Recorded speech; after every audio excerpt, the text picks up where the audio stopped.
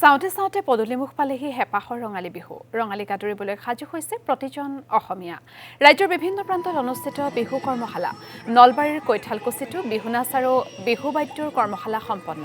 Kaithalkuchi high school খেলপথাৰত বিহু নাচ আৰু বিহু বাদ্যৰ কৰ্মশালা অনুষ্ঠিত হয়।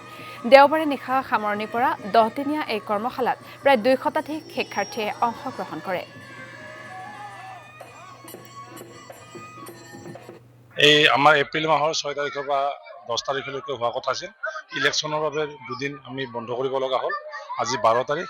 এই 5 দিনীয়া কৰ্মশালাত আমি বৰ সুখী। ইলেকশ্যনৰ মাজতো ইমানখিনি ল'ৰা ছোৱালী ইয়াত শিকিবলৈ আগবাঢ়ি আহিছে।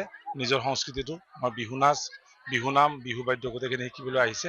আৰু ইমানখিনি আহিছে যে 200ৰ ওচৰত ল'ৰা ছোৱালী আমি ইয়াত পাইছোঁ। আমি শিকায়ো ভাল পাইছোঁ আৰু নিজে কাম কৰি বিৰাট ভাল পাইছোঁ। ল'ৰা ছোৱালীহঁতে কিজানি ভাল পাব।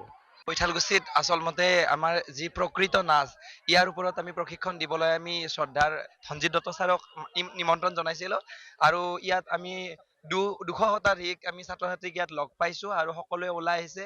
এই ৰাতি আমাৰ অন্তিমটি দিনত সকলোৱে বৰষুণকো নেওচি আহি ইয়াত যি তেওঁলোকে নৃত্য কৰিছে, আমি সঁচাকৈ আপ্লুত হৈছোঁ। আৰু কৈঠালকুছিবাসীৰ যি ভিতৰুৱা অঞ্চল, ইয়াৰ পৰা ছাত্ৰ ছাত্ৰীসকলে এই বিহু নৃত্যৰ জৰিয়তে আগবাঢ়ি যাব বুলি আমি আশাবাদী। এই